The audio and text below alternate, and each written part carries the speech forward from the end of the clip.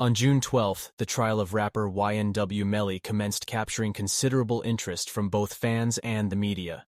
YNW Melly, whose real name is Jamell Demons, is being prosecuted for his involvement in a double murder that happened in 2018.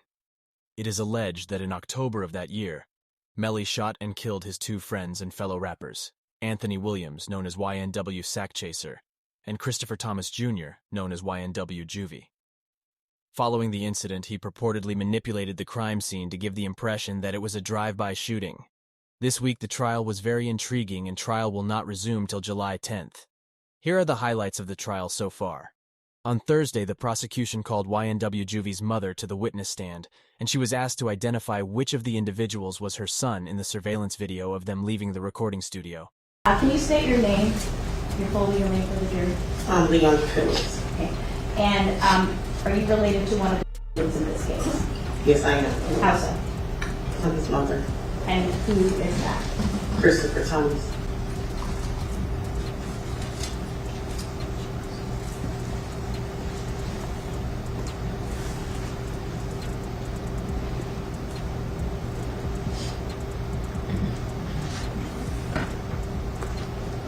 Pause it at 2:19:15. Ms. Phillips, did you see who entered into the occupants who entered into that gray Jeep? Mm-hmm. And is that a yes? Yes. Do you recognize where your son entered that gray Jeep? Yes. Which seat, if you can identify for the jury? He got in the back seat on the right-hand side. Did you recognize the individual that got into the back seat on the left side, the rear driver's side? Yes. And who was that individual? Jamell.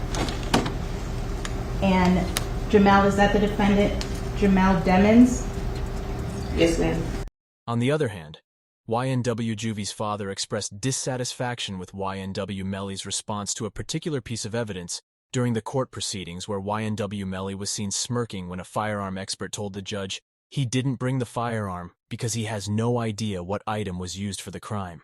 So the first thing is I didn't have a firearm, so I can't know which firearm I'm going to use in order to replicate any of my tests. So I can't make tests for this determination because I don't know what firearm was used. Okay. From the day one, I believe that Melly was responsible for my son on October 26th when I first heard the story, because his explanation when I finally talked to him in Cortland on a FaceTime, their response and how they was reacting, they showed no remorse. They didn't act like they was grieving, like they lost a best friend or nothing. They was, in my opinion, they was in the best spirits. They wasn't reacting to, they act like they didn't have to take a loss at all. That's how I took it. And then when I was talking to them, I still had in the back of my mind that something's not right. A crime scene detective called to the witness stand by the prosecution explained that the fatal bullets that killed the YNW members came from inside the car and not outside, and determined it was not a drive-by shooting. The detective went on to say that Juvy was shot in the head at close range from the left in the middle of his cheek while he was facing forward. So this resting angle in this seat, you have the projectile coming in, exiting through the top of the skull, and then continuing through the windshield. You said windshield. Or, the window. Can you say that it was at the top of the window, or the bottom of the window, the middle of the window? I cannot. So, based on that projectile and the blowback, you can make what opinions? So based on the angle of this this projectile, the blowback is indicative of a firearm being in close vicinity of the head. The head is something that bleeds profusely when it's pierced. If you've ever fallen on stairs or hit your head, it bleeds like no tomorrow.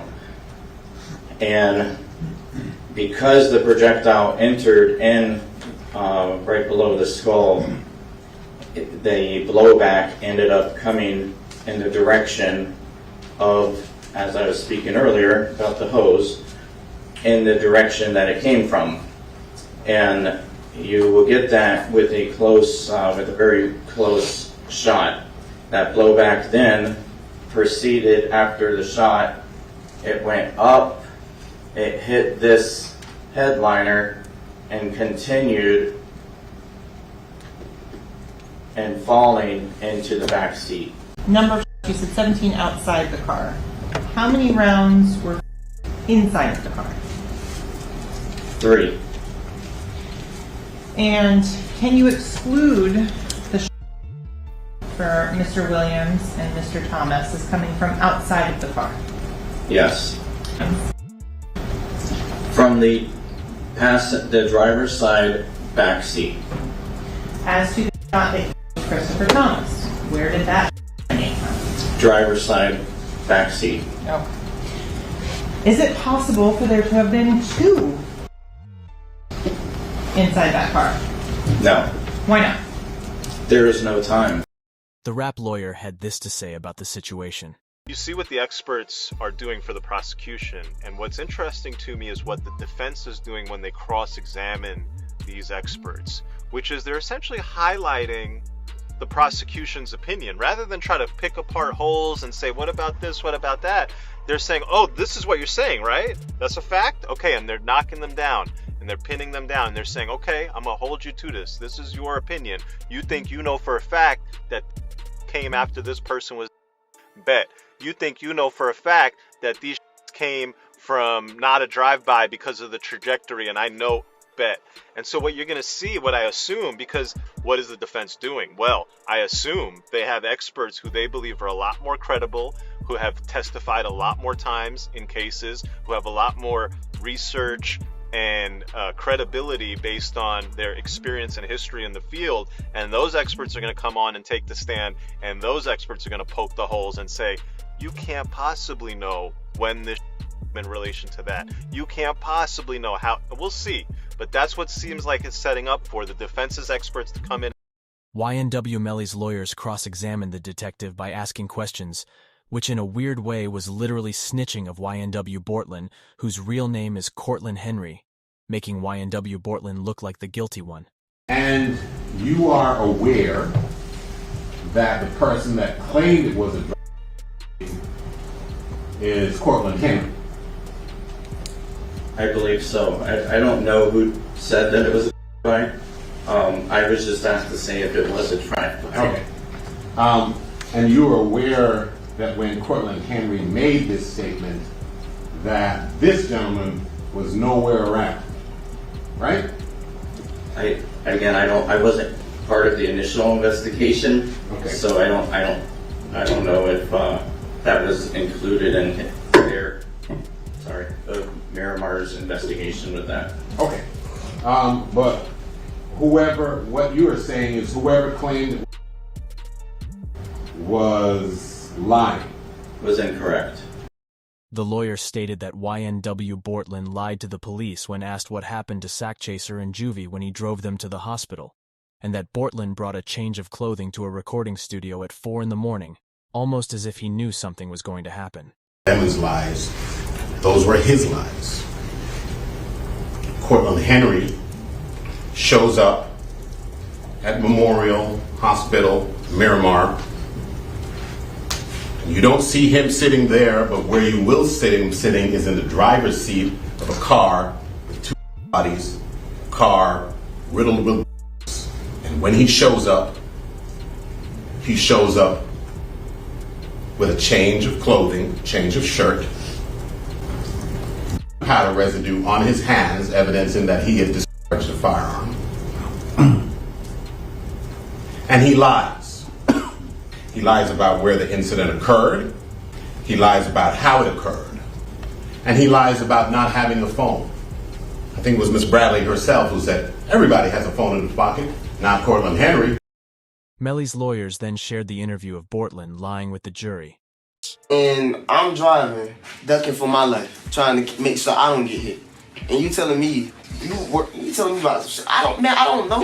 You know what I'm saying? I'm trying to make sure I don't get hit. I'm driving. I'm trying to make sure I don't get hit. You know what I'm saying? What I'm gonna be worried about? You know what I'm saying? I know it's not for you to worry about. Shit crazy, bro. But if you tell me it happened there's got to be some evidence there. There's going to be broken glass, just like there's broken glass over here from when you guys opened the doors and stuff like that. Okay, there's going to be broken glass over there when the windows got out. There's going to be casings from the people at your car. Okay, there's going to be evidence over there. Okay, right now, there's nothing. The rap lawyer had this to say on the snitching situation. And we have an absolute shell being dropped by the defense, a mic drop moment. The lead attorney on Melly's defense team telling the jury that Cortland Henry lied to police when he showed up at Memorial Hospital that morning. He lied about what happened. He lied about not having a phone on him. That Cortland Henry, this is according to Melly's attorney, that Cortland Henry showed up at that hospital with a change of clothes on, and that Cortland Henry showed up at that hospital with powder residue on his hands. In another weird move, Melly's lawyers brought a report about Bortlen having firearm residue on his hands, bringing forward a forensic scientist who testified that Bortlen tested positive for firearm residue. So the right hand of Cortland Henry contained 0 particles characteristic of residue and two component particles, and the left hand contained 1 particle characteristic of residue and 1 2-component particle. Okay. And can you explain to us what that means? Basically, overall, there was residue present on the hands. The judge ruled that undercover detective Danny Polo must remove the mask he had been wearing in court during his testimony. Polo had been allowed to testify in a mask by 2 other courts in the Atlanta region in the past for fear of life threats he had received. He testified that YNW Melly was involved in the Bloods gang. And they would quickly get checked. That happened to those 2 kids, I don't know how old they are, those two guys that were claiming money, the Island Boys. Fun haircut. Okay. Yeah, they were claiming to be members of, which is a set of, and they quickly got checked by almost every that could find them on social media. They got pinned, and they then had to recant and apologize. Did you find any evidence whatsoever of any recanting or apologizing by Mr. Demons in the records that you reviewed? There's no recanting, there's no apologizing, there's no one calling out Mr. Demons for being a fake. When he removed his mask, Melly's reaction was as if he knew who the man was. Yes, sir. You can take off your mask. Yes, sir. Over. State's objection, Your Honor, based on the previous issues.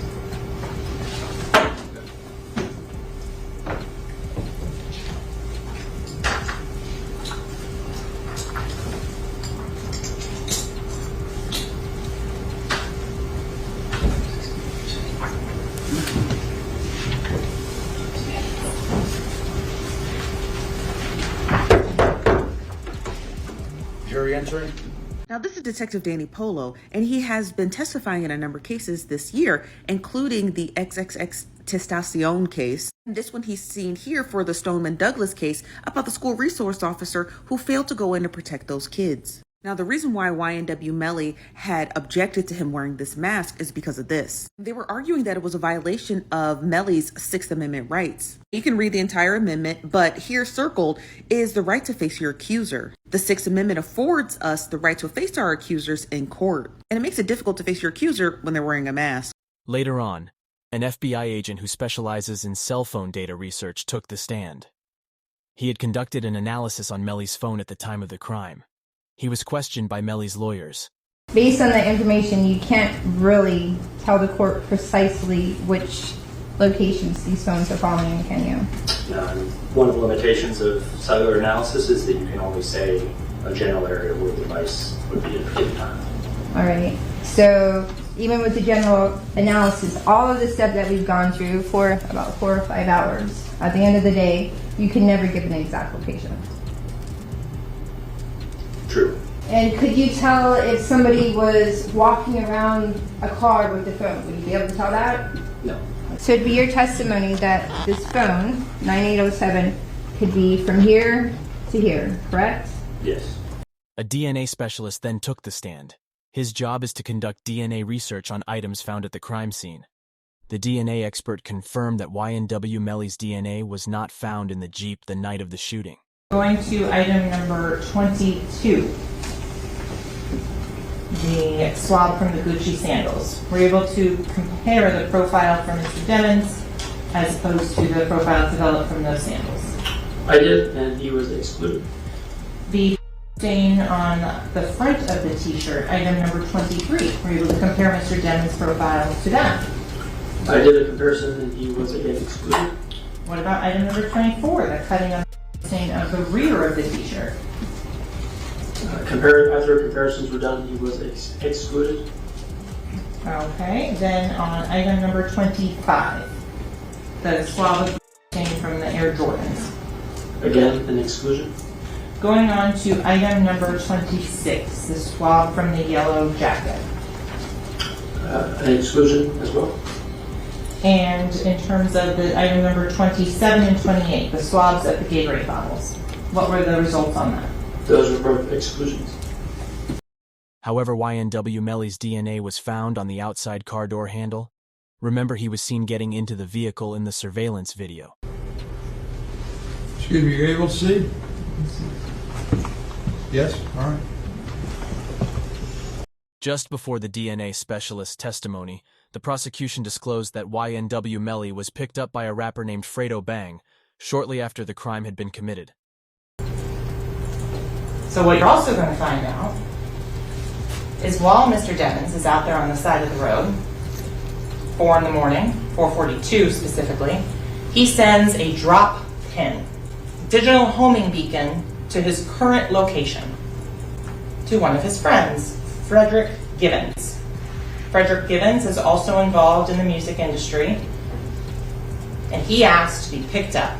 Frederick Givens, then about 11 minutes later, is sent another drop pin where Mr. Demons has moved a couple of meters. What you're going to find out as well, though, is these digital leashes. However, this represents a significant victory for YNW Melly, as it provides the defense with an opportunity to launch a counterattack during cross-examination by arguing that Fredo Bang picked up YNW Melly before the crime happened, which explains why his DNA was not found inside the vehicle. Holy Jesus! What is that? This is how YNW Melly's lawyers reacted to this. Thank you, Lord. Request the jury step down. Counsel remain. Call with the defendant and our witness. Yes, counsel, I'm sorry. I just figured it was easier if we just let the jury go. Understood. Makes sense. Your Honor, may we have this discussion just in case there needs to be some supplementation testimony outside the presence of the court? During his trial for double murder, YNW Melly has displayed numerous bizarre behaviors inside the courtroom, which have angered the families of the victims. Take a look.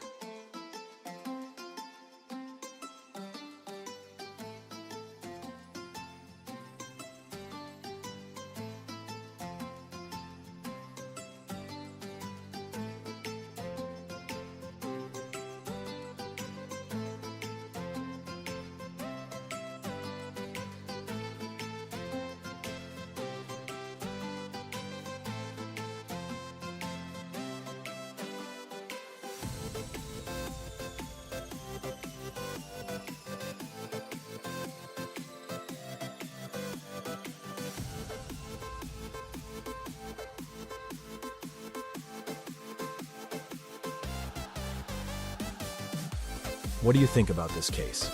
Let's hear your thoughts in the comments section down below. Thanks for watching and supporting our channel. Please subscribe to stay updated with our upcoming content.